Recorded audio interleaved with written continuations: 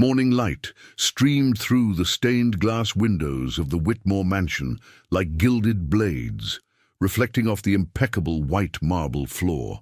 The smell of organic coffee mixed with the expensive scent of lavender hung in the air, but none of those aromas belonged to her. Laurie Mitchell held the cloth with trembling hands, her navy blue uniform still smelling of cheap soap. It was her first day there, and everything in that house screamed that she didn't belong there. His dark eyes swept the curved staircase, the crystal chandeliers, the millionaire paintings on the walls. Everything shone except her. At the top of the stairs, standing like a statue, was Emily. 7 years, French designer dress, blank stare. Only daughter of widower Alexander Whitmore, a man as powerful as he is distant. Laurie had barely put the bucket on the floor when she felt the violent tug in her hair. Emily had attacked her without warning, with a force that didn't seem like a child's, but Laurie didn't scream. He did not defend himself. She just knelt down, and he looked into the girl's eyes as if recognizing an old pain. How many women have gone through this and were silent? But this was not a story about silence. It was about courage, and no one, not even the millionaire, was prepared for what would happen next. The mansion was white as snow, but there was an eerie silence behind the beauty. The sound of footsteps echoed as if the whole house held its breath. Laurie Mitchell walked in slowly, her simple uniform glued to her sweaty body from the walk from the bus stop. The smell of cleaning products still stuck to his hands, and the cloth he carried was old, folded carefully. Behind that tight bun, her eyes watched everything intently. Every corner of the marble floor, every curved staircase bathed in natural light. Everything there seemed too big for a woman like her. The housekeeper, Mrs. Beatrice, greeted her with a short smile and eyes of disguised contempt. "Don't touch the silver, and don't talk to the child," he said in a low tone. At the top of the stairs, as if it were part of the cold architecture of the house, was Emily. A 7-year-old girl, pale skin, expensive dress, blank stare. Laurie just nodded with a gentle gesture. But before she could take the first step with the bucket, the girl ran and pulled her hair hard, with hatred, like someone who wanted to hurt. How many women have gone through this? And they swallowed the pain in silence. But in that house, everything was about to change, and it would not be the child who would teach the lesson. It would be the cleaning lady. But before we dive into the heart of this story, I need you to know one thing. All is not what it seems behind the perfect walls of a mansion. Sometimes the biggest wound is where no one dares to look. A silent child, with eyes that carry more pain than age. A powerful millionaire, but absent from his own house. And a simple woman, coming out of nowhere, who enters as a cleaner. And he changes everything with a gesture that no one expected. Because on the day the boss's daughter grabbed her hair angrily, Laurie didn't scream, she didn't defend herself, she didn't cry. She just looked into the girl's eyes. And what happened next made even the coldest man in that house let a tear flow. If this story touches your heart, if you have ever felt the weight of being judged by your clothes, work, or silence, then listen to me with affection, because stories like this need to be told. From woman to woman, from people who feel. If you can, leave your like, subscribe, not as a favor but as a hug, because every time a simple voice is heard, a piece of the world changes too. And now, listen to what happened in that house, because no one there was unscathed. The Whitmore mansion looked like a luxury mausoleum. The long corridors, the thick curtains, and the absence of voices created a cold, almost suffocating atmosphere. Nothing there vibrated with life, despite the perfection of every decorative detail. Beauty was immovable, as if time had frozen after a tragedy. Ever since Olivia, Alexander's wife, had died in a car accident a few blocks away, silence had become a permanent resident of that house. And Emily, the only child, became a shadow of the child she had once been. She didn't speak, don't smile. He didn't eat properly, and he didn't let anyone get closer. The fame of the difficult girl had already driven away more than 7 nannies and 4 behavioral therapists. Some quit their jobs on the first day, others tried to resist for a few weeks. All left exhausted, frustrated, as if they had fought a ghost. But Laurie, when she was warned of all this early in the morning by the housekeeper Beatrice, just shook her head in silence. She continued to adjust the cloths in the bucket with the same calmness of someone who had already faced other pains, pains that are not cured with a white diploma or uniform. That morning, the library was empty, except for a presence hidden behind the linen curtains. Laurie entered slowly, sweeping every corner of the room with her eyes. The smell of old books mingled with the faint aroma of polished wood. In the background, a dark blue velvet armchair seemed to have never been used. She knelt before the fireplace to clean the frame and softly hummed a forgotten melody, a song her grandmother sang on days when hunger was tighter than her stomach. Simple songs, with sweet words like prayer in the form of sound. Suddenly light footsteps invaded the silence. Emily was there. The girl approached without warning, like a skittish little animal. His face remained expressionless, but his eyes carried something dense, unsettling. Laurie kept cleaning, pretending not to notice. Only when she felt the brutal tug on her hair did she turn her face. Emily had grabbed a tuft of her strands with both hands, pulling hard, as if wanting to rip out someone's entire past. But Laurie didn't scream. He did not move his hand away from the girl. She didn't react like all the other women who had passed through that house. She just dropped the cloth on the floor, gently held Emily's small fists, and began to sing, smoothly, in Spanish. Duérmete mi niña, duérmete mi sol. It was as if time stopped. The air in the library has changed. Emily, still with her eyes fixed on Laurie's, loosened her fingers. Her hair slipped through her small hands. The girl's breathing became heavy, as if she was carrying much more than 7 years of life. For the first time since her mother's death, she did not scream. It didn't run. He did not run away. He just stood there watching. From upstairs, Alexander watched everything without being seen. Behind the door ajar, his body frozen. He who had tried everything, doctors, therapies, admissions. Nothing had worked, but now a cleaning lady, a simple woman with cheap clothes and a soft voice, had done in seconds what no one had achieved in years. Laurie didn't know she was being watched, but I did. Something in the house looked different now, as if it had cracked inside, as if a crack of air had entered a place where everything had been sealed for too long. She knelt on the carpet and stood there, watching Emily, who was also looking at her. Not one said a word.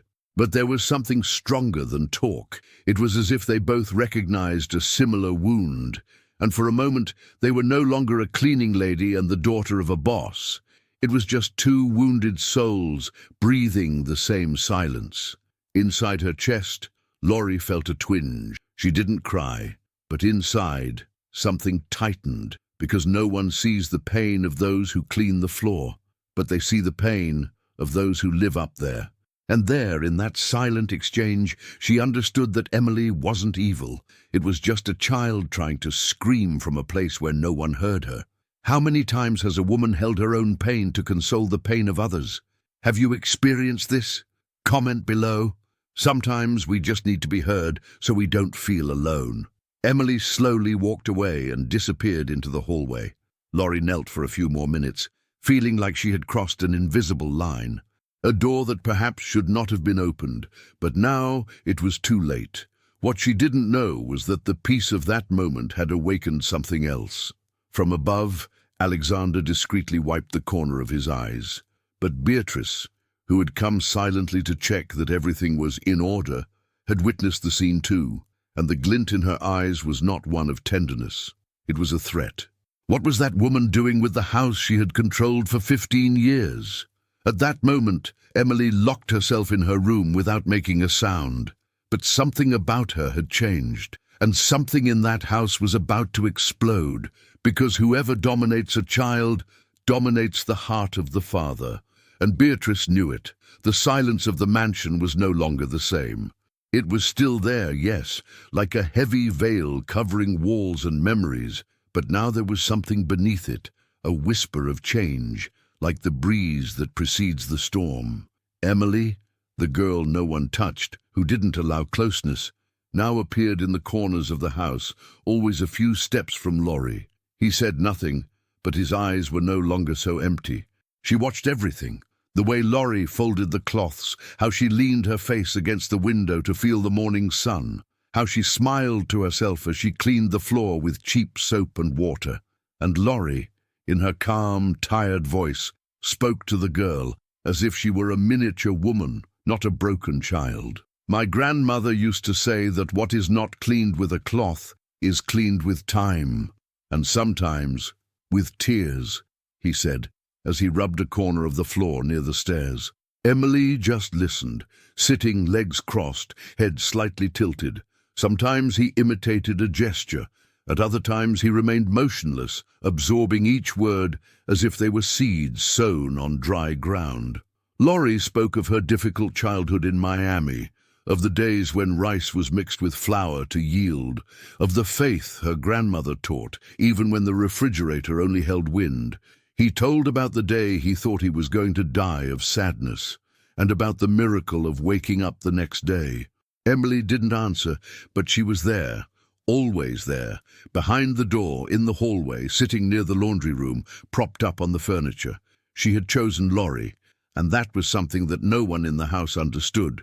Beatrice, especially, did not accept it. The housekeeper watched with her eyes half closed, her chin tightened, her mouth clenched in a smile disguised as kindness. Emily's every step behind Laurie was a wound in the pride of the woman who had been in control of that house for years, with iron hands covered by velvet gloves. Beatrice believed in hierarchy, in distance. For her, affection was weakness, and officials should know their place. And here was a soft-spoken, lowly-walking Latina cleaning lady, defying the invisible logic of the Whitmore mansion. But Laurie never asked permission to love, not even to see. She was one of those women who had already lost so much that they began to perceive the invisible. While the others saw a silent child, she saw a soul choking on what she couldn't say. Emily didn't speak, but she ate better when Laurie was around. I slept more peacefully. I no longer woke up screaming in the middle of the night.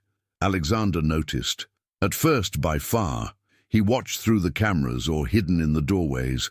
But then he got closer. He started to be in the same rooms. At first, I pretended it was a coincidence. Then he started a conversation. "She's been sleeping better. Did you notice?" he asked one afternoon, as Laurie washed the windows in the living room. Laurie just nodded without turning around. "She needs routine, and someone who treats her as people, not as a problem." The words were simple, but they hit deep in Alexander's chest, because deep down, he knew. He himself no longer knew how to deal with his daughter. Not for lack of love, but for excess of fear. Fear of making mistakes, of hurting more, of not being able to bring her back. Emily now drew on the floor with crayons. A sun, a house, a woman in a long skirt. Laurie looked, but said nothing. He knew that every stroke was a silent victory, and while Emily painted, Alexander watched them both, not as a boss, but as a man who begins to understand that affection can also come from where you least expect it. Beatrice, in the background, cleaned the cutlery with hidden fury.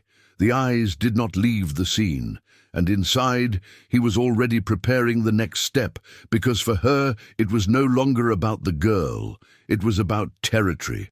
And Laurie was crossing an invisible line.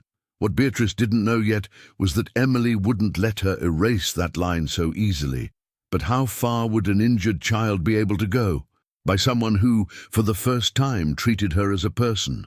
The damp cloth slipped slowly over the dark wood of the piano, polishing not only the furniture, but the thoughts Laurie was trying to hide from herself. It was one of those days when the silence of the house seemed denser, as if the corridors carried memories of all the unspoken pain.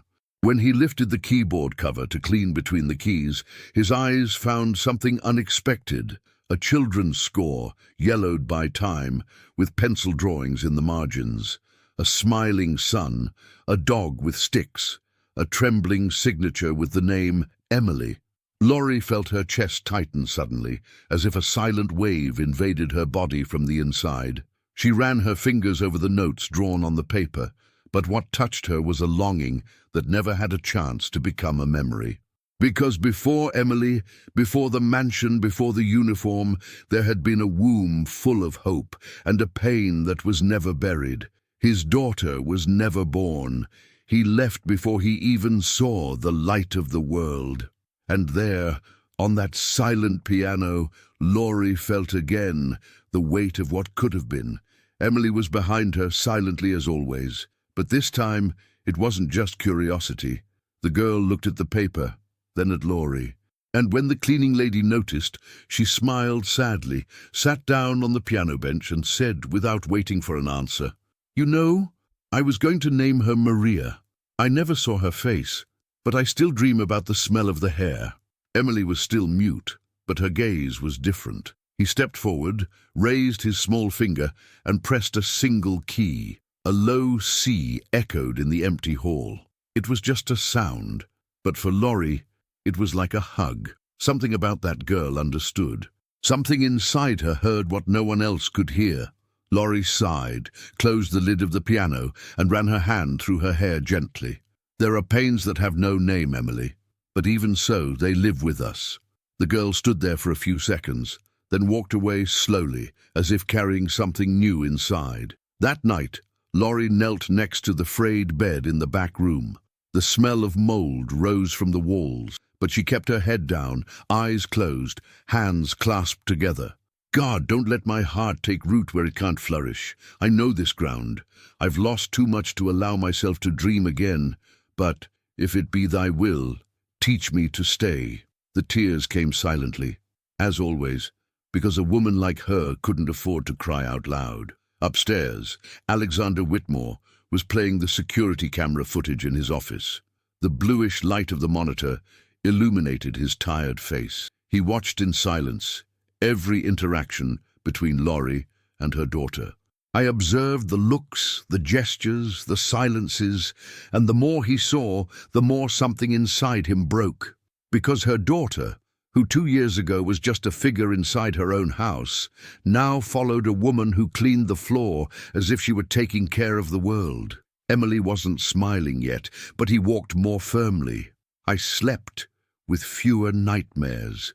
And today, he had touched a key, a single note.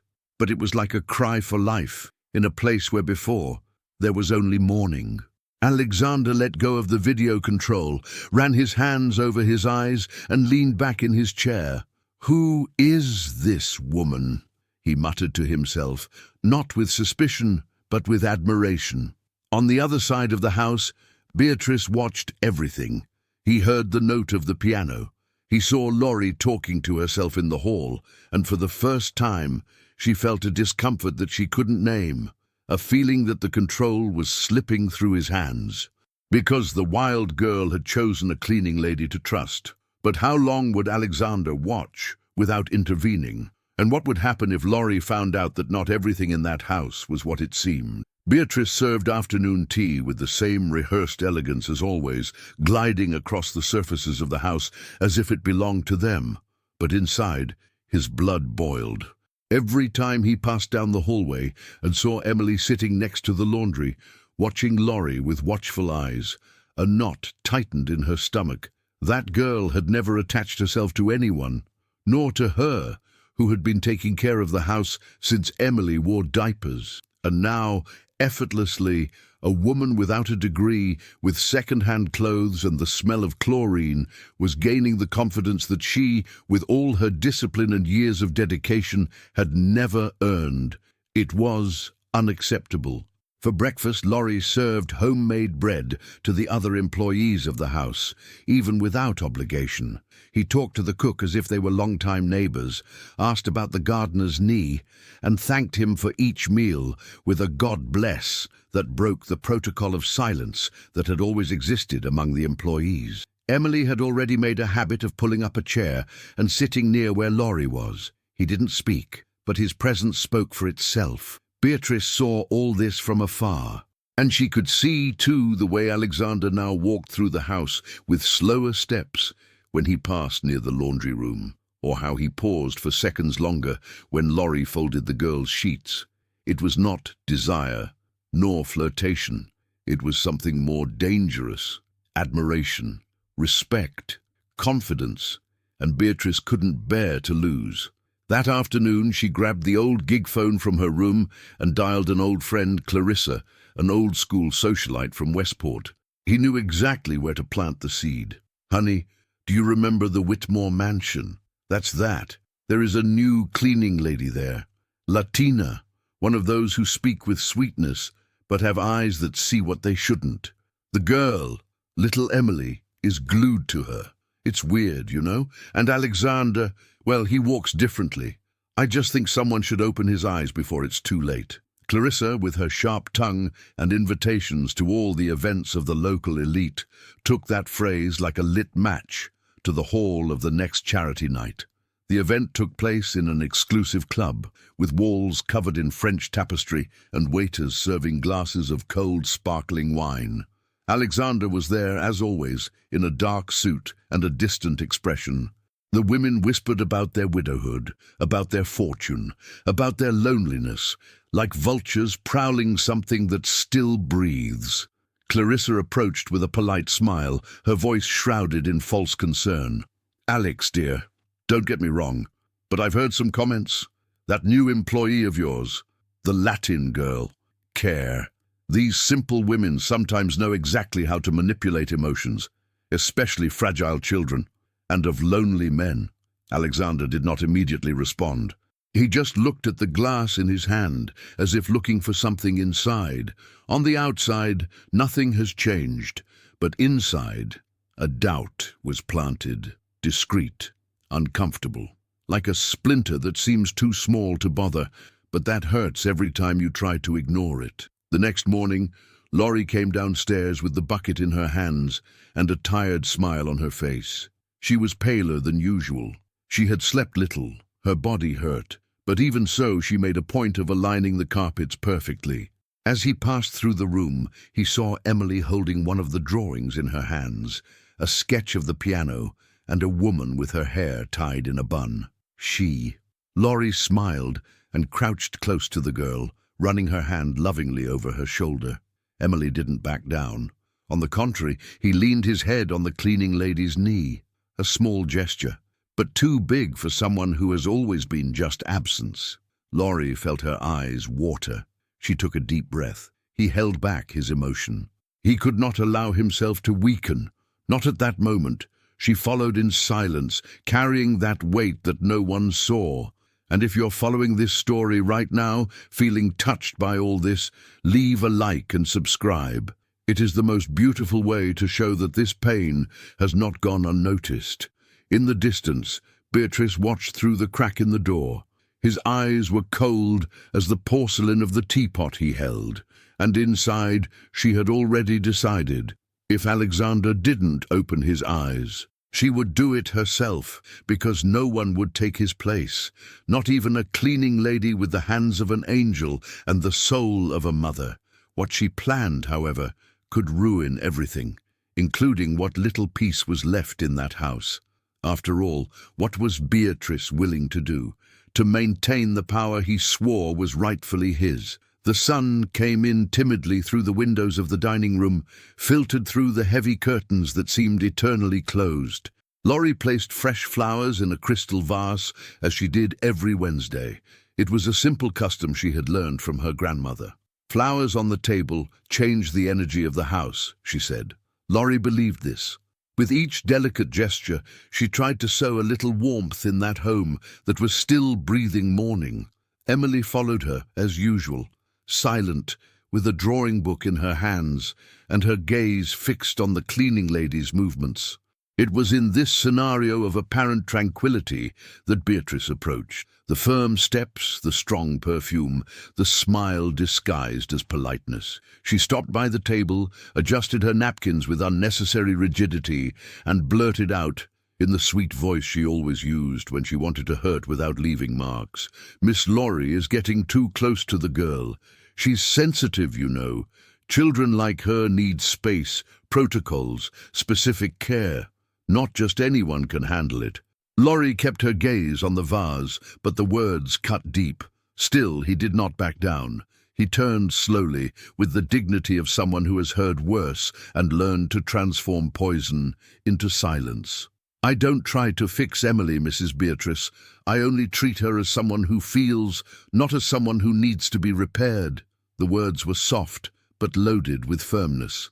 Emily, from the stairs, watched everything, the attentive eyes, the mouth slightly parted.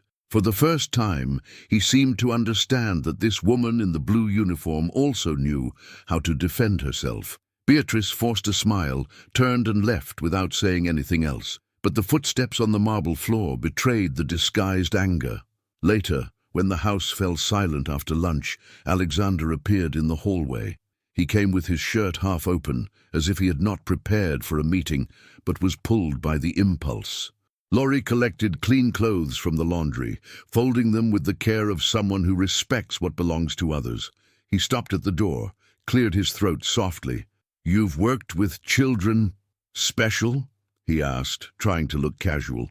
Laurie looked into his eyes for a second, and at that moment he did not see the boss. She saw a lost man, tired of trying to understand his own daughter. She took a deep breath, piled another towel in the basket, and replied calmly, "No, never. But I know what it's like to wake up every day with a weight on my chest. And even so, get up, follow, smile on the outside, pretend strength. Children feel these things. Emily feels it." Alexander swallowed. His right hand, which rested on the side of the door, trembled slightly. At that moment, Emily appeared at the end of the hallway.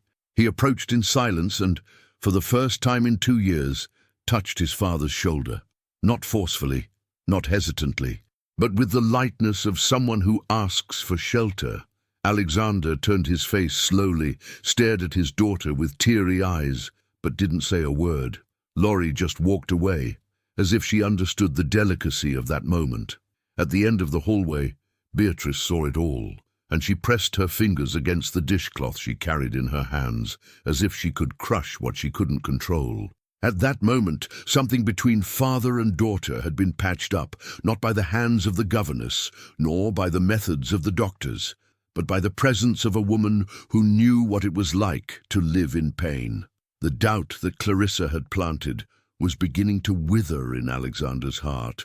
But what if Beatrice had a new letter hidden, and if that pure approximation was the trigger for something much more cruel about to happen? The late afternoon was dyeing the house golden when the accident happened. Laurie was finishing cleaning the kitchen cabinets when she heard light footsteps, almost a whisper, behind her. Emily came with a large glass of grape juice, balanced between her small hands. Her eyes sought the cleaning ladies as if looking for approval in silence. But fate sometimes imposes itself with its own gestures, a stumbling block, a dry sound. And Laurie's white blouse was dyed with a purple stain, vibrant and spread like paint thrown on a blank canvas. The liquid oozed slowly, marking the tissue tightly. Laurie panted softly, more from the surprise of the cold than from the fright. Emily stood still, her eyes wide, her breath held. She was used to screaming, scolding, hurried steps coming towards her when something went wrong. And indeed, Beatrice appeared in seconds, already with her finger raised. "Emily, what an absurdity! This outfit is going to have to be—" But Laurie raised her hand softly, the calm gaze, the body still with the juice dripping. "No, Mrs. Beatrice, it's okay." And then he turned to the girl, smiled with moist eyes and said, "Now I have become a work of art." Emily blinked, surprised, and then something rare happened. Her lips curled little by little. It was not a broad laugh, nor full of teeth. It was a sketch, a slight lifting of the corner of the mouth. But there it was, the first smile in 2 years, a silent miracle which no one dared to expect. Alexander, who was watching everything from the doorframe, felt a tightness in his chest that was not pain, it was longing. I miss seeing his daughter alive, even if in small gestures. He said nothing. He just walked away slowly, like someone leaving a sleeping baby's room, fearing that any noise would undo the charm. Laurie went to the bathroom and rubbed her stained blouse in the sink. The juice did not come out, But she didn't try that hard either. That stain was now part of something bigger. That same night, while dinner was being prepared, Emily appeared with a folded paper. He handed it to Laurie without saying a word and ran away like a frightened bird. The cleaning lady opened the drawing with delicate hands. On the paper, there were 3 figures holding hands: a tall man, a small girl, and a woman with bun in her hair. In the background, a house with a blue sky. Laurie leaned against the wall, closed her eyes for a second, and felt something drip from inside. They were not tears. It was recognition. It was a feeling she almost couldn't name. Family. She folded the paper with the greatest care in the world, as if guarding a relic. He put it inside the pocket of his uniform, over his heart. Alexander saw it from afar, standing at the end of the corridor. He said nothing, but in that instant, he understood that things were changing too fast to control. And there was something in that drawing, something he himself didn't know if he was ready to accept. The truth is, behind every little gesture of Emily's, there was a rare confidence, and behind every response from Laurie, there was a story that hadn't yet been told. Sometimes the deepest bonds are born not from blood but from shared pain. And if you're feeling that too, if something inside squeezed you and reminded you of someone, stay with us, because what will happen from now on, no one in that house was prepared to feel it. Emily began to draw more often. Bright colors, firmer strokes. Every scribble was an unspoken word, an old sentiment that found shelter on paper. Laurie collected the drawings as if collecting pieces of a puzzle that finally begins to assemble. But in one of them, there was something different. A dark room, a woman crying, a door ajar with eyes peeking. Laurie frowned. He folded the paper, but this time he didn't keep it in his chest. He hid it inside the Bible that he kept in his bedroom drawer. Alexander, when he crossed her on the stairs, noticed a certain weight in her eyes.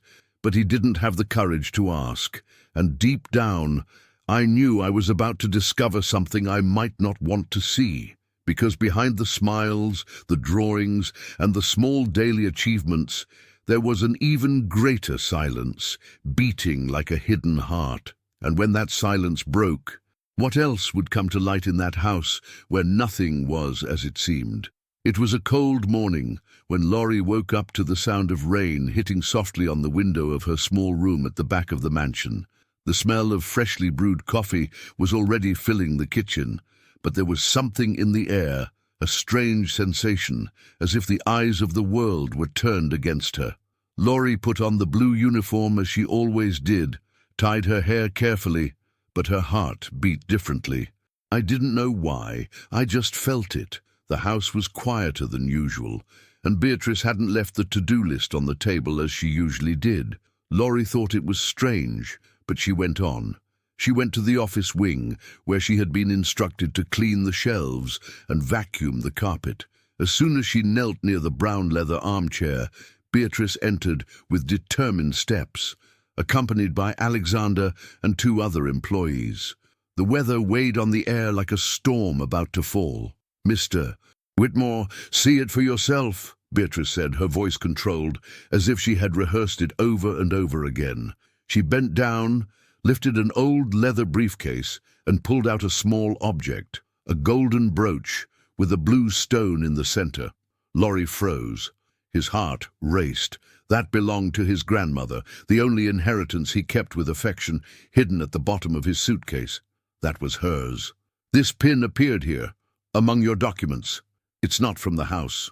And the only person who has access to this room is me and the cleaning lady." Alexander frowned, took the brooch in his hands, turned it over, examined it in silence. Laurie, still on her knees, felt the words disappear. He stood up slowly, his breath trembling. "This pin is mine, from my grandmother. I keep it with me, inside the suitcase. Someone put it here." Beatrice laughed softly. "Are you going to say now that it was a ghost, Laurie?" The room was muted.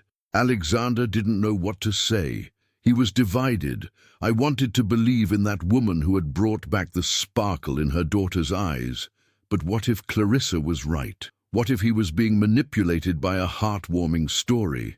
Laurie looked into his eyes, looking for some sign of faith, but all he found was doubt. And that hurt more than the accusation, because when we are poor, invisible, and without a last name, even the truth seems like a lie. Emily suddenly appeared, hearing the muffled screams. He looked at his father, at Beatrice, and finally at Laurie, the woman who made her draw, smile, exist. Laurie tried to smile, held out her hand, but Emily screamed. A dry, torn scream, as if the world had broken inside. He began to beat his own arms, to spin in circles, pushing everything and everyone. Beatrice feigned consolation, but the look was one of triumph. Alexander held his daughter in his lap, stunned, trying to restrain her. Laurie stood still, not knowing whether to approach or disappear. And in the midst of that chaos, Alexander said, "You better move away a little, until we understand what is happening." It was like being slapped in silence. Laurie nodded, took her things without saying anything else, and crossed the house with the dignity of someone who has carried pain on her shoulders since she was a child. At the door, he stopped for a moment. The sky was still crying. It was as if the world also felt that injustice. She didn't look back. He only pressed the brooch to his chest, as if holding a part of his own past. And at that moment, the narrator needs to tell you something. Sometimes, when a woman is too good, the world tries to strip her of everything that glitters, as if kindness were a threat. And you, who are following, have you ever felt this pain?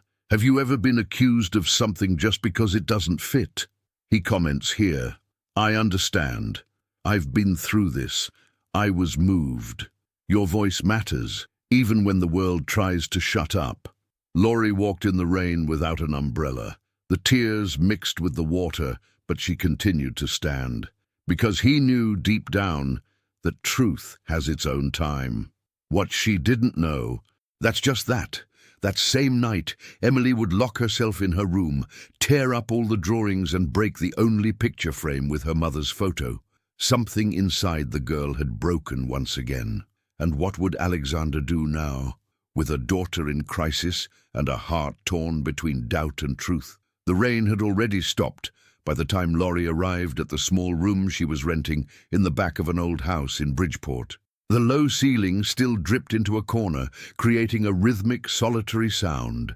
The thin mattress, leaning against the wall of peeling plaster, felt tighter that night. He took off his damp uniform, folded it slowly, as he always did, and left it on the chair. She sat on the edge of the bed, hugged her knees, and allowed, for the first time in days, the crying to come out. It wasn't a loud cry. It was that kind of silent crying, which only strong women know, the one that comes from the depths of the soul, when we no longer know if we are suffering from tiredness, injustice, or loneliness. Laurie brought her hands to her face and whispered a prayer. He didn't ask for anything grandiose. She just wanted to understand why, even though she did everything right, the world always seemed to push her to the bottom. My God, why? I just wanted to take care. I just wanted to be useful. Tears wet the edge of the thin pillow, and in that instant, it seemed that the whole universe had forgotten about her. Meanwhile, at the Whitmore mansion, chaos ensued.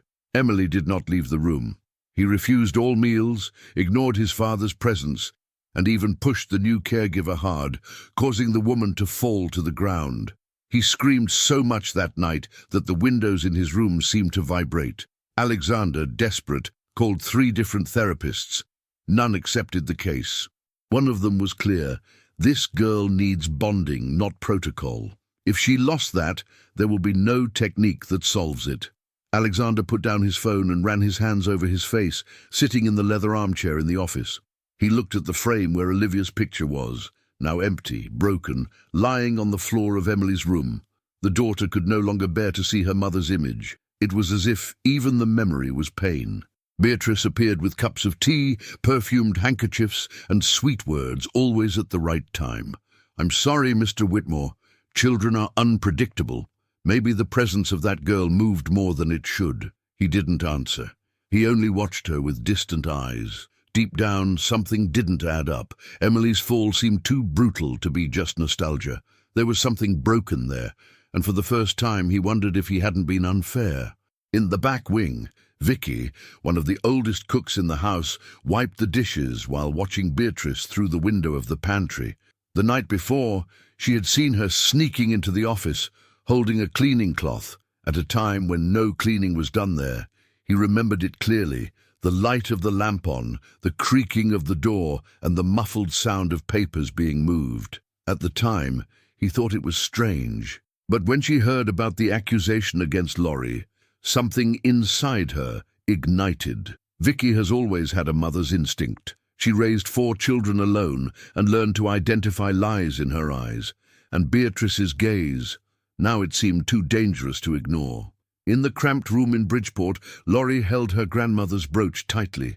His fingers ached from squeezing. The only object that was left of the woman who taught her to be strong. The woman who said, "Never bow your head when you're honest, my daughter. Even if no one sees, God sees." Laurie breathed hard, feeling too small in a world that had never given her place. She thought about giving up, to return to the interior of Texas, where everything was even more difficult. But at least he was known. But then he remembered something. That afternoon in the library, from the day he sang to Emily, the shy smile after the spilled juice. Of the drawings kept as treasures inside the Bible. It wasn't just a job. It was a link, a reunion of souls. And now, all that was in the hands of those who didn't know how to love. On the other side of town, Emily curled up under the blanket, hugging the pillow. His eyes were red, but no longer tears. The new caregiver spoke too loudly, smiled too forced, wore perfume too strongly. Nothing about her was like Laurie. The girl scribbled confusing lines on the paper. They were not drawings. They were screams without sound. Alexander entered the room slowly. He sat next to his daughter and tried to touch her hand. Emily turned her face away. His silence was a cry of revolt. A mute lament for something she still couldn't explain, but felt in her body.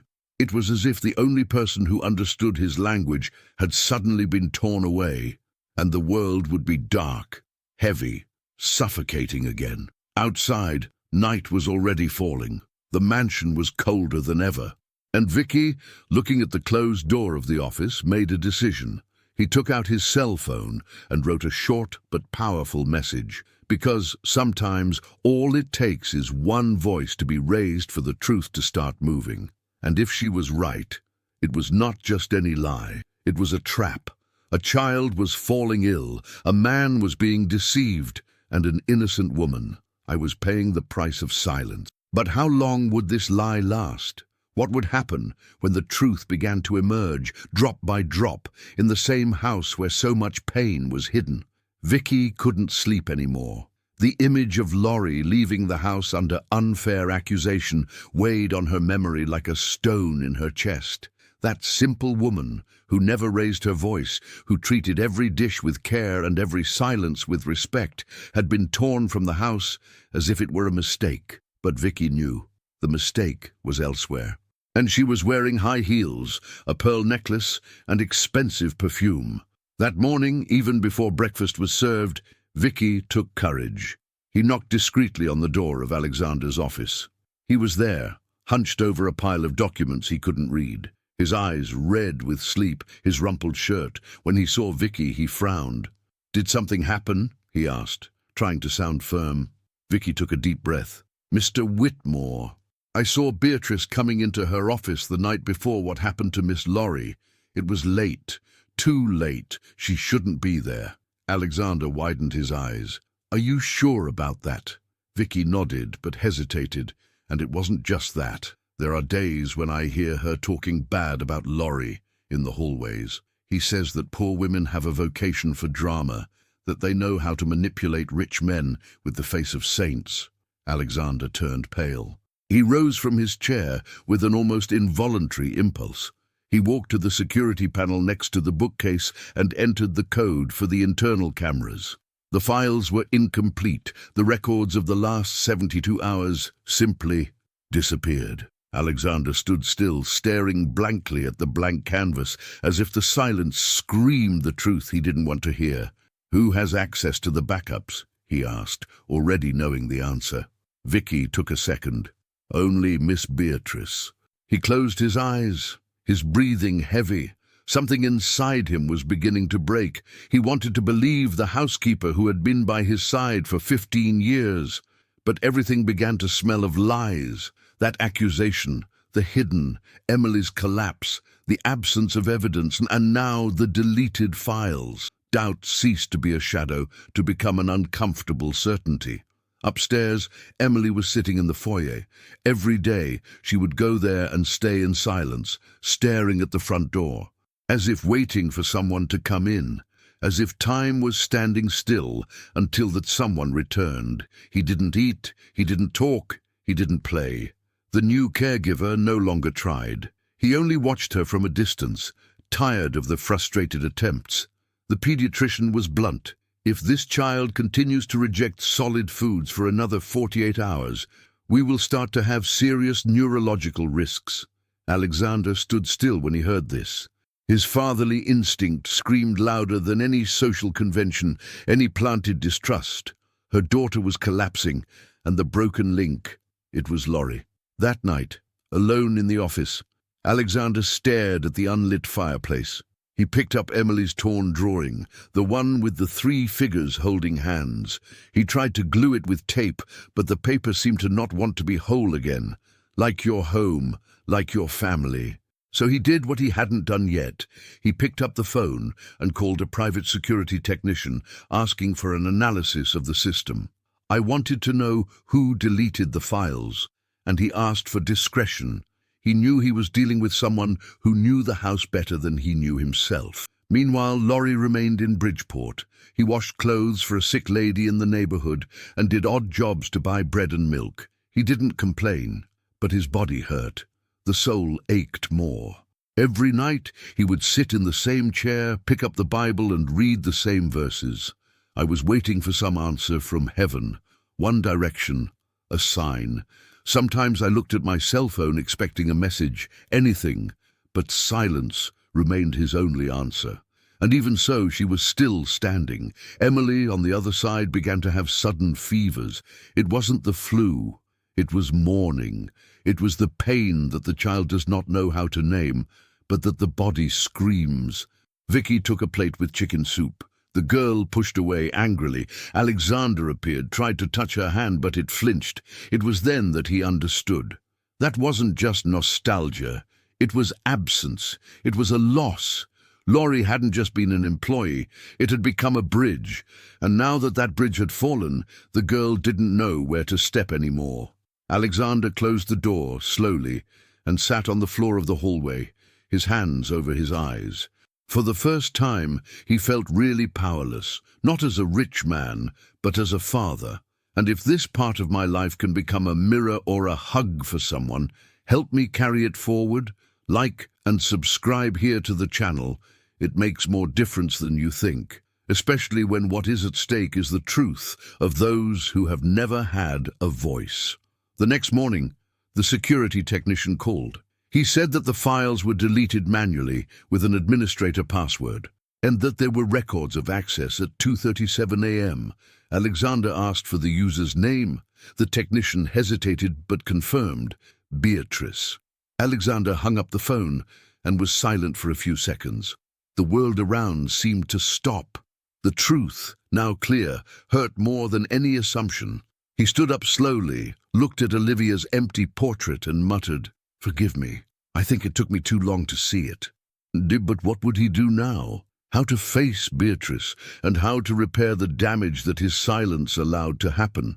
The old wooden door in Bridgeport creaked slowly as Laurie opened it. The smell of faint coffee and freshly laundered clothes filled the narrow corridor of the barracks, where she shared the space with other maids. She was wearing a headscarf and a threadbare coat. She almost didn't recognize the man standing in front of her, Alexander Whitmore. His presence there was like a stark contrast, expensive suit, polished shoes, but his eyes, her eyes brought the same pain that she hid in her own. He didn't say good morning, He didn't ask how she was. He just gave up his gaze and said in a broken voice, "Emily is getting worse. She needs you." Laurie was silent. His face showed no surprise, but the pain of hearing that name pierced his chest like a silent arrow. "Mr. Whitmore, I was humiliated. I was accused without a chance of defense. The whole house saw me leave as a thief." He nodded, with visible guilt. He took his cell phone out of his pocket, looked for a video, and turned the screen in her direction. It was the recording of a recent night. Emily, in the middle of an outbreak, was crying uncontrollably, cowering in a corner of the room and screaming between sobs, "Laurie! Laurie! Laurie!" The girl's voice seemed to cross time, cracking the coldness of those walls like thunder. Laurie's eyes watered. He didn't cry. He only clenched his fists. "She's sick because of me, or for having taken me out of it." Alexander stepped forward. "She needs you, not as a maid, but as someone who can play where no one else can." Laurie took a deep breath. The other women in the house, who were listening from afar, did not dare to interfere. It was as if time had stopped just for the two of them there. She took her worn-out purse, put in only a change of clothes, an antique rosary, and the crumpled drawing that Emily had made weeks ago. He stopped at the door and said firmly, "I'll be back, but only on one condition. I will no longer be treated as a subordinate. If you want me to help your daughter, treat me like someone who matters." Alexander nodded silently, for the first time, not as a boss, but as a father. On the way back to Westport, Laurie stared out the car window with lost eyes. The city looked the same, but inside it, everything was different. The path between abandonment and dignity is always lonely, but sometimes it just needs an open door for the soul to decide to return. When he arrived at the mansion, the air seemed heavier. The stairs, once so grandiose, now seemed deserted. But when Laurie set foot inside the house, something changed. A sound came from the top of the stairs. Small, urgent steps. Emily appeared running, her hair disheveled and her pajamas crumpled. When he saw Laurie, he stopped. For a second, the world fell silent. Then he ran and threw himself into the woman's arms, squeezing her waist with the strength of someone who holds his own life. And then something happened that no one expected. Emily cried. It was not a contained cry, nor childish. It was a tearful cry, with sobs, as if all the silence of the last 2 years was being purged there, in that embrace. Alexander collapsed on the couch and brought his hands to his face. The housekeeper, who was watching from the kitchen door, turned pale. Laurie held the girl with both hands behind her back and sang very softly the same song in Spanish that she had used on the first day. Emily responded with more tears, but now it was a cry of relief, of reunion, and maybe that's why you're still here, listening to this story. Because even when all seems lost, there are reunions that heal us from the inside out, and the strongest part is yet to come. That night, Laurie did not return to Bridgeport. He slept in one of the guest rooms as he demanded. Vicky made a hot tea and left her a note. "You make a difference. Thank you for coming back." Alexander, on the other side of the house, remained silent. But now, for the first time, he knew what he needed to do. The truth needed to come out. And that house, it still hid more than just silence. What would Beatrice do when she realized Laurie was back? How far would someone who had already lied once to maintain control go? The days following Laurie's return brought an almost imperceptible change in the air of the Whitmore mansion. It was as if, suddenly, the silence of the house had color, texture, and smell. The once stuffy hallway now exuded the soothing aroma of Emily's baby soap, mixed with the freshly brewed coffee that Vicky prepared more carefully. Laurie walked the rooms with the same discretion as always, but now there was something different in the eyes of the other employees, a restrained respect, a quiet curiosity. Even Alexander's steps seemed less heavy, as if the burden he was carrying was slowly finding room to be shared. Emily was no longer a silent figure running around corners. He would sit down at the table to eat breakfast, even if it was just a few spoonfuls of porridge. He slept through the night without medicine, since Laurie told him a story or just held his hand until sleep came. The screams stopped. Crises have become less frequent. The sparkle in her eyes, which everyone thought had been lost since Olivia's death, reappeared in small sparks, and each spark was like a miracle. On a grey afternoon, with the cloudy sky reflecting the serene tone of the house, Laurie swept the terrace, while Emily drew sitting on the floor, next to a vase of lavenders. Alexander watched from afar, as if afraid of breaking a spell. Laurie hummed the same lullaby in Spanish that had so often served as a bridge between her and the girl.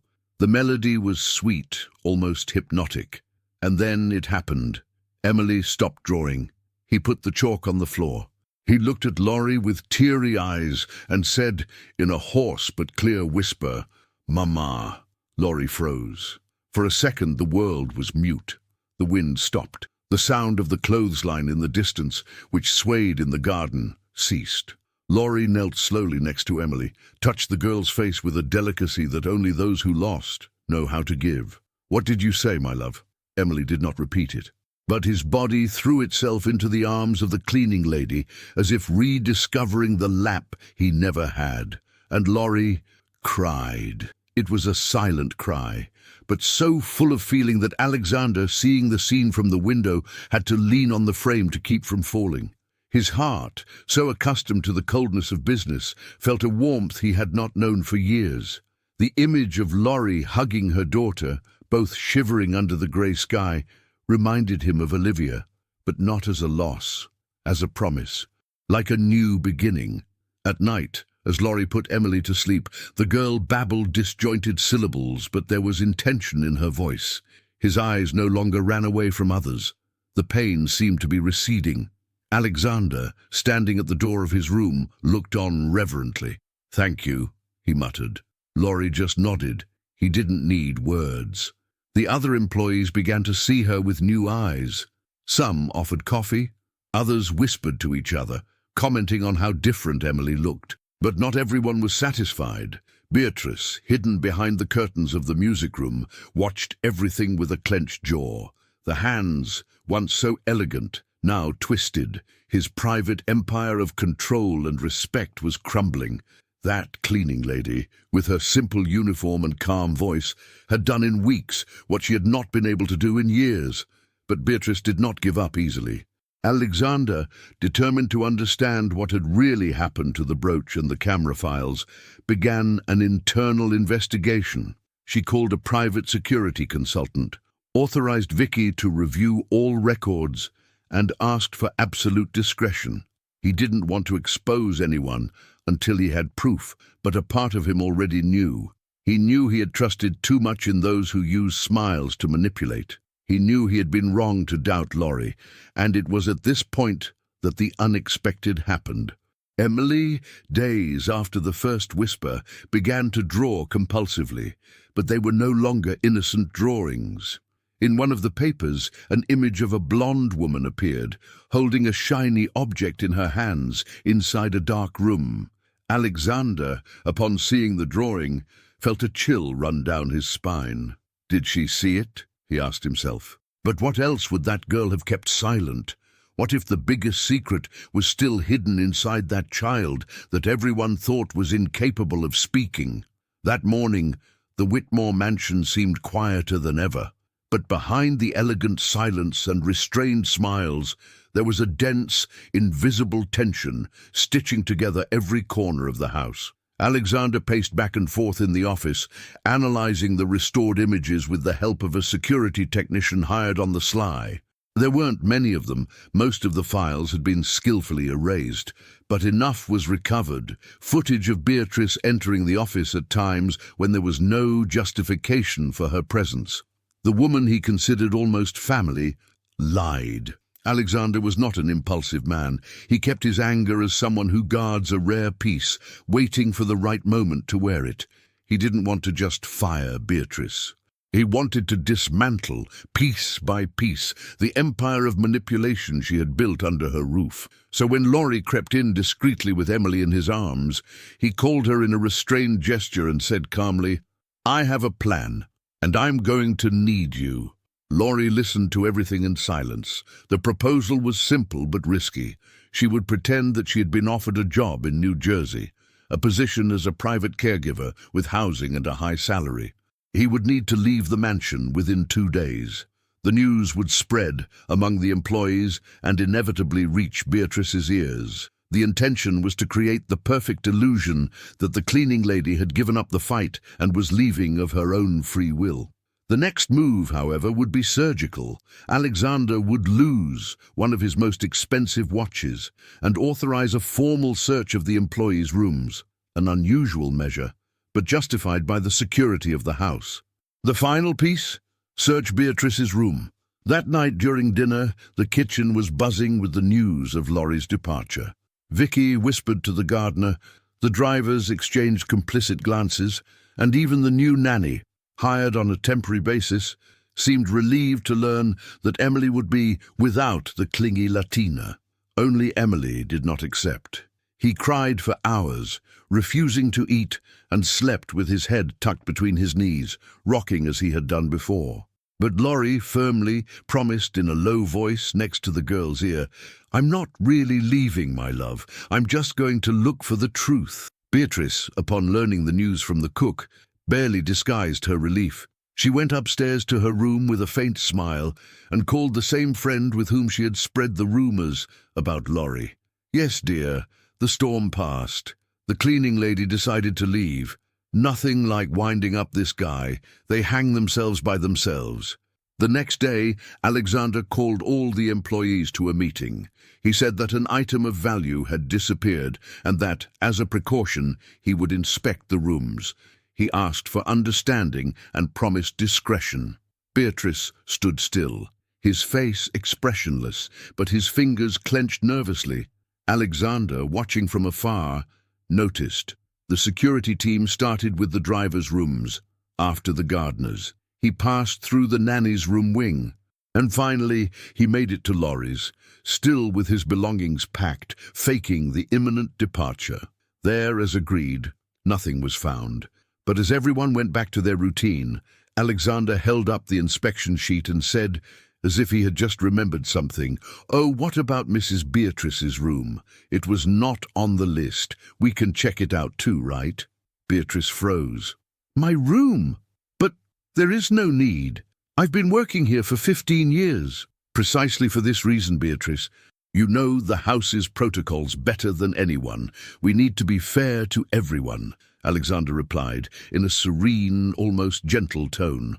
The technician entered, accompanied by a security guard, and, in a few minutes, rummaged through drawers, boxes, false bottoms of cabinets, and then, under the shelf of handkerchiefs, in a small blue velvet box, they found the old brooch, the same one Laurie had tearfully described when she was accused of theft. The piece had on the back the worn inscription, "Para siempre, abuela," with letters in Spanish, clearly personal.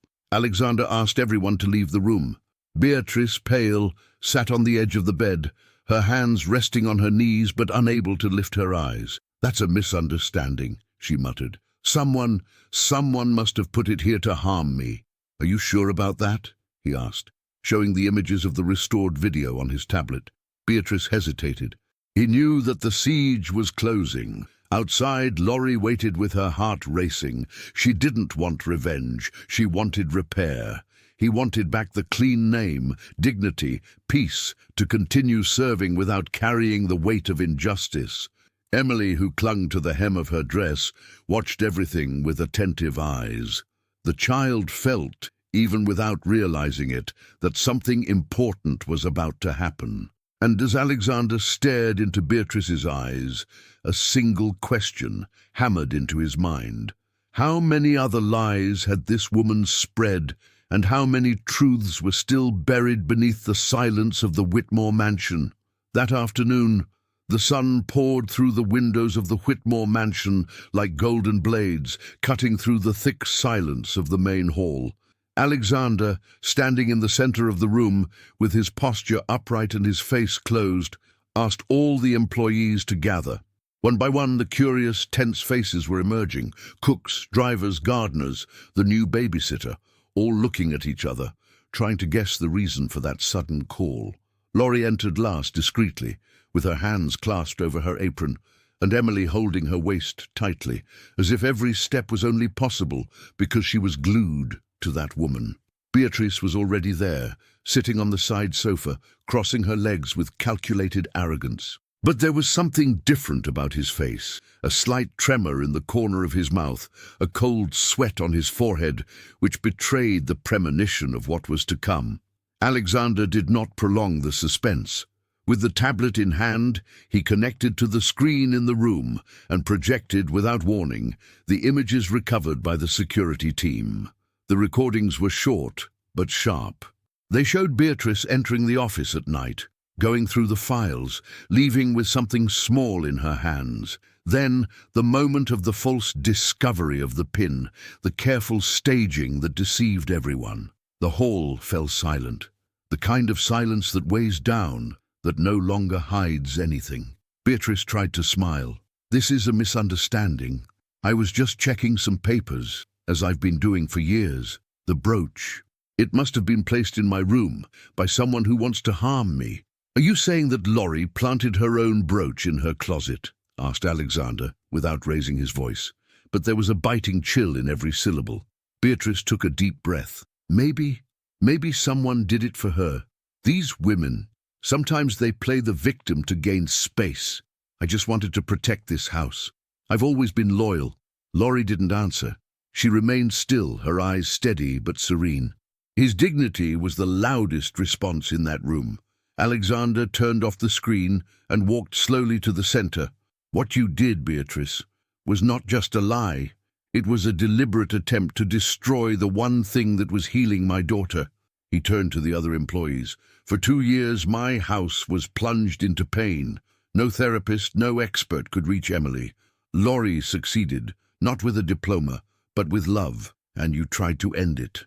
Beatrice, now cornered, suddenly got up. "Are you going to kick me out because of a cleaning lady? Any woman? I gave 15 years of my life to this family." "You're not getting fired, Beatrice," he said, and his voice sounded like a gavel in court. "You are being charged with false accusations, emotional sabotage against a child, and creating a toxic environment in this house. I've already called the police. They're on their way."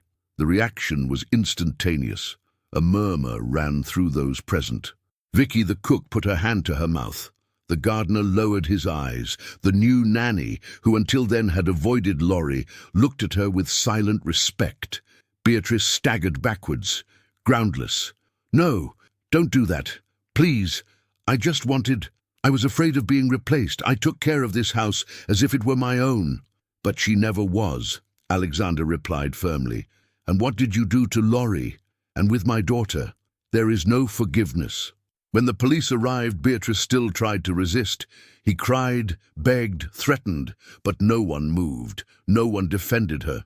Emily, frightened by the movement, ran behind Laurie's legs and hid there as if she finally knew where it was safe. The woman who once ruled that house with an iron fist came out handcuffed, disfigured not by the police, but by the truth. After everything calmed down, the employees dispersed in silence, as if witnessing something they will never forget. Alexander, visibly shaken, looked at Laurie as if looking at a rare piece that he almost lost, but he said nothing. I knew that now. It was time to listen. Laurie bent down slowly, touched Emily's face with both hands, and whispered, her voice charged with tenderness and firmness, "Now no one else is going to hurt you." And in that look exchanged between the two, there was more than words. There was promise. There was a cure.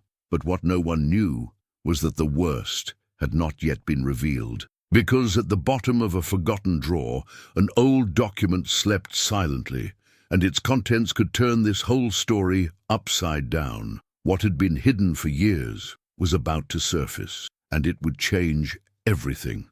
Absolutely everything. The morning light came in through the kitchen window softly, gilding the white tiles as if the house was finally breathing a sigh of relief. The oppressive silence that once marked each room now gave way to small sounds of life. Light laughter, footsteps running down the hallway, the clinking of spoons hitting the bottoms of tea mugs. Emily was sitting at the table, nibbling on pieces of apple with peanut butter, her eyes lively and attentive, following Laurie's every move, who mixed the batter of a cake calmly, telling a story about her grandmother. The girl didn't say much, but when Laurie stopped stirring the dough, she tugged lightly at the hem of her apron and said, as if it were the greatest of secrets, "Put cinnamon in, like yesterday." Alexander heard from the door, without being seen. For a few seconds, he just watched. There was a quiet intimacy, a rare security. Since Beatrice's departure and the scandal that exposed the lie, the mansion had transformed, not only in routines and protocols, but in the climate. Fear gave way to listening. The tension was replaced with care. Emily started attending therapy sessions, but always with Laurie around, sometimes sitting next to her, others just waiting at the reception, but it was enough. Her presence anchored the girl, as if to say, "You can dive in, I'm here." Over time, Alexander understood that he could no longer treat her as a simple employee. One evening they sat down in the library, with tea and silence between them, and he made the invitation in a low voice, almost as if he were afraid to hear a no. "I want you to live here, not as a cleaner, but as part of Emily's emotional care team. I want to offer you a decent wage and stability." Laurie looked him in the eye. There was fatigue, yes, but there was also firmness. "I accept, but on one condition." She took a deep breath. "I want to go back to school. I don't want to care only with my heart. I want to understand, learn, graduate. I need it, for me and for her." Alexander nodded, touched. "I'll help with whatever it takes." That night, Laurie wrote in her notebook, which she always kept under her pillow, "It is possible to start over without erasing the pain. It is possible to transform what broke us into shelter for someone. No, there are things that we live and keep, but maybe by telling we help another heart to breathe." If this story is touching you in any way, if you've ever felt like you needed a fresh start, enjoy this video and subscribe. Let's make this story reach those who need it, because no one should go through the pain thinking they are alone. Time went on, and along with it came new scenes that would never have been imagined months ago. Emily laughing out loud as she slipped awkwardly on the living room carpet, Laurie reading child psychology books in the garden, Alexander arriving early from appointments to have dinner with them. The connection between the three grew slowly, unhurriedly, but with deep roots. Still, Laurie kept one foot behind. I felt Alexander's affection. I noticed the long looks, the conversations that ran away from the professional. But inside her still lived the fear of being discarded, as she had so often been. The cleaning lady that no one saw now was the center of a house. And that, as beautiful as it was scary. One rainy afternoon, while helping Emily put together a puzzle, Laurie looked at the girl and asked, as if trying to decipher a mirror, "Are you afraid of losing what you love, Emily?" The girl did not answer with words. He just took Laurie's hand, squeezed it, and leaned his forehead against it. That was all she needed to hear, but what Laurie didn't know yet was that not all the secrets of that house had been revealed. Because, among the drawers of Olivia's old office, Emily's deceased mother, a manila envelope remained intact, sealed, forgetful, and inside it, a testament, with Laurie's name handwritten. What did that woman keep in the silence of death? And why would someone like Laurie appear in a family document?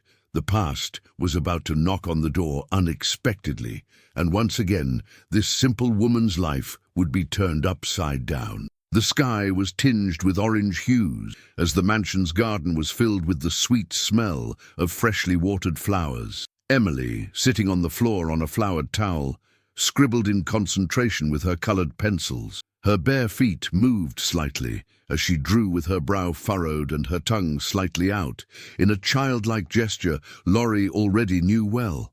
Alexander, his shirt tucked up to his elbows, watched from afar, a cup of tea in his hand. Laurie was watering a lavender seedling when she heard the girl's soft voice. "Give him your hand." She turned her face away with some surprise. Emily pointed firmly, holding a light green pencil in her other hand. "Give a hand. Now." Laurie hesitated for a second, then he wiped his hand on his apron and walked to Alexander. He looked at her with a smile of someone who didn't know where it was going, but accepted the gesture without thinking. Her hands touched in the middle of that silent garden under the shade of an ancient oak tree, and Emily began to draw again. When she finished, she held up the sheet and showed proudly. There were 3 figures holding hands. She in the middle, Laurie on one side, Alexander on the other. The design was simple, but the message was devastating. Alexander lowered his eyes, lightly squeezing Laurie's hand. "You know what that means, don't you?" She did not answer. He continued, his voice hoarse. "Laurie, I don't love you because you saved Emily. I love you because you reminded me of the man I once was, before I hid inside myself." She swallowed. He felt the thin air between his chest and throat. She looked at him with teary but firm eyes. "Don't say it here, in the middle of the flowers, as if it were beautiful and easy, because it is not. I was once the woman men look for when they are torn apart. I know what it's like to be healing. And then, oblivion," her voice faltered.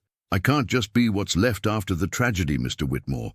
I need to know that I am a choice, not replacement." Alexander lowered his eyes. Silence fell between them, broken only by the light wind that stirred the leaves. Emily, still oblivious to the depth of that moment, carefully collected her pencils. He then turned to Laurie, and for the first time, without the weight of name, without the formality of office or social position, he said only, "You will always be my first choice, and Emily too. But if what you need right now is time, then that's what I'm going to give you. Just don't go away, please. Sometimes we don't need to hear promises. You just need to see someone stay.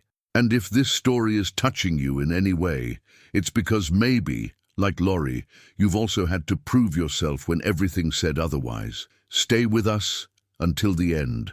What is about to happen will still change everything." That night, Laurie didn't sleep. Sitting on the edge of the bed, with the notebook on her lap, she tried to write, but she could only draw one line: "To be truly seen." It hurts more than being ignored. Her heart still bore scars that time had not healed. She knew how to love, she knew how to care, but she still doubted that she deserved to be loved without conditions. Alexander, for his part, spent the night reviewing every moment since Laurie came into their lives. It was as if, every day, she had revealed a new layer, not only of Emily but of himself. The way she looked at the pain, how she welcomed the silence, how she spoke with her eyes. He knew he couldn't force it, but he also knew he couldn't pretend it was just gratitude anymore. In the morning, Emily rushed to the office. She was restless, looking for something. He rummaged through drawers, pulled out books, until, at the bottom of a drawer that no one had opened in years, she found a yellowed, hand-sealed envelope with firm letters, to be read only by Alexander. She took it to her father, who was amazed to see his deceased wife's name in the handwriting. "Olivia Whitmore," it said in the bottom corner. He sat down, his hands trembling, and opened it. The content made him pale. A will dated 6 months before her death, with a special clause. If something happened to Olivia, and Emily was emotionally shaken, the person appointed to take care of her stability was not a clinical specialist, but a trusted woman who had helped Olivia years earlier during a deep depression, a woman named Laurie Mitchell. Alexander put his hand to his mouth. It was not possible. He never knew Laurie and Olivia knew each other. He never knew she had been a presence in his wife's life, even before it all fell apart. But if it was true, so that story was even bigger than everyone imagined. And a question formed in her mind like a silent thunder. Why did Laurie never tell? What else was hidden under the silence of that woman who healed with her gaze? Mornings in Westport had the calm glow of impeccably fronted cities. Clean streets, gardens that were trimmed to the millimeter, cafes where the customer's name was delicately written on the latte foam. But behind that apparent order, there was a world where the name, surname, and family history still weighed more than character. And when whispers began to emerge about what was happening at the Whitmore mansion, the social circles of the local elite were unforgiving. First came the skewed looks in the supermarket, then the fake smiles in the streets, and finally the invitations that stopped coming. Laurie noticed. Of course he did. The wives of the businessmen who had previously treated her with polite condescension now simply turned their faces away. The principal of one of the most prestigious schools in the region commented in an informal tone that perhaps the unstable home environment of Emily could interfere with the selection process. Alexander's phone stopped ringing. Investors disappeared. A strategic partner broke a millionaire contract without justification. Laurie felt the weight of it all in silence. Deep down, the fear of being the woman again complicates the lives of others. At night, as Emily slept with her head on her lap, she stared at the ceiling and wondered, how far is love worth when the world seems to charge so dearly for it? And maybe you've also experienced this dilemma, when loving someone seems beautiful, but being loved by that someone becomes a problem for everyone around. Does real love need to apologize for existing? She tried to talk to Alexander. He calmly said that maybe it was time to walk away, for Emily's sake, for his sake, that she could continue to support from a distance, but she didn't need to be there. He did not want to be the reason for the decline of an empire. He listened to everything in silence, and after a long time of silence, he just shook his head, got up and went to the room. Laurie thought he had agreed, that his silence was a conformed yes. But the next morning the town woke up to something unexpected. At an event of businessmen and community leaders, in the middle of Westport's central auditorium, Alexander took the stage. Next to him, Emily held Laurie's hand, all in silence. He took a deep breath and said, "In the last few days, I have received advice to stay away from those who do not belong to our circle, to protect my image, my reputation, my business. But do you know what I discovered? That if my daughter's love for this woman bothers so many people, maybe it's not with my daughter that you have a problem, it's with love. Because Laurie didn't take anything from me. She gave it back to me. He gave me back as a father. He gave me back as a man. He gave me back my daughter." The hall was in shock. Some applauded, others left the place. But the video of that speech went viral. In the mansion's marble corridors, the echoes of that day still spread. Emily was calmer, sleeping better, laughing more. Laurie, however, remained silent. Something inside her still hesitated, not for lack of love, but for excess scars. Sometimes happiness feels like a new shoe, beautiful, but tight on the wounds that the past has left. And when Alexander entered the library that night, he found Laurie sitting at the piano, staring blankly at the old sheet music that had been there since day one. She didn't play. I just stared. He approached slowly, sat next to her. "Do you still want to leave?" she sighed. "Sometimes I still feel like I don't belong there, that this story is too beautiful for me." Alexander lowered his eyes. Then he looked at her sweetly. "You don't belong here, Laurie. You belong to this story. Because without you, it would never have started." But an anonymous letter left discreetly at the entrance of the school where Emily was in therapy would bring back the ghost of prejudice. And this time, the attack would be more personal than ever. Who wrote it? He knew Laurie's past well, and he was willing to use it to try to destroy everything she built. The question that hung in the air was, does love resist? When someone digs up secrets that not even time has been able to erase. The letter arrived on a grey Friday inside a beige envelope with no sender, delivered by a silent motorcycle courier at the reception of Emily's therapeutic school. The girl's psychologist, used to bureaucratic papers, almost didn't open it, but something in the weight of the envelope made her stop. Inside, only a sheet, handwritten, with letters drawn in black ink and firm calligraphy. Before giving voice to those who have always lived in silence, find out what this woman hides. Not all goodness is what it seems. Attached is a copy of an old police record with Laurie's name on it. a police report of more than 10 years, when she was mistaken for a woman involved in a small grocery store theft, of which she was later acquitted. But the damage was already done. The paper did not bring acquittal, just the stain. When the news reached her, Laurie felt the world spin like the first time she had to prove that it wasn't what they said. The same chill down my spine. The same shame that shouldn't exist, but that still lived somewhere inside her.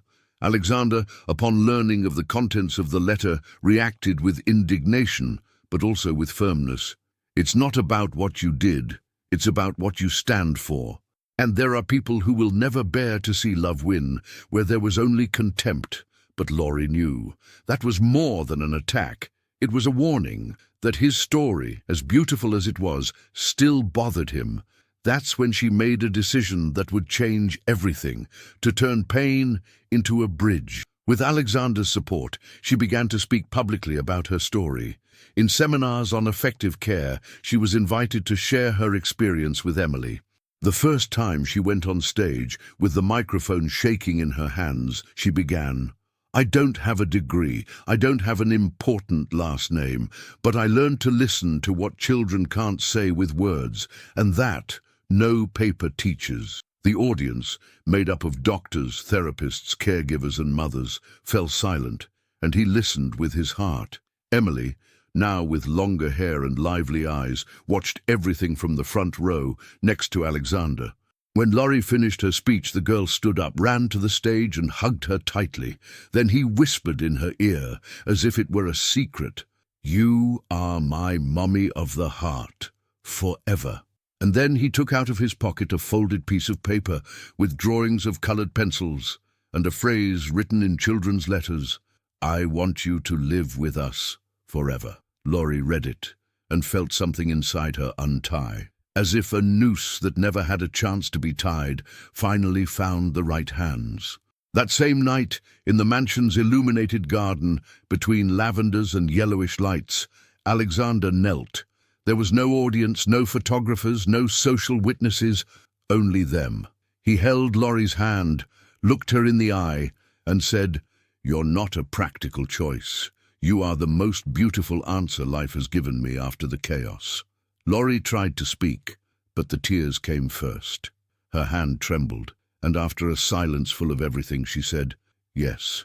It was there, on that floor covered with leaves and hope, that something changed for good. Alexander created a social project to train and employ single mothers as therapeutic caregivers. Laurie, now a co-founder of the initiative, gave lectures throughout the state.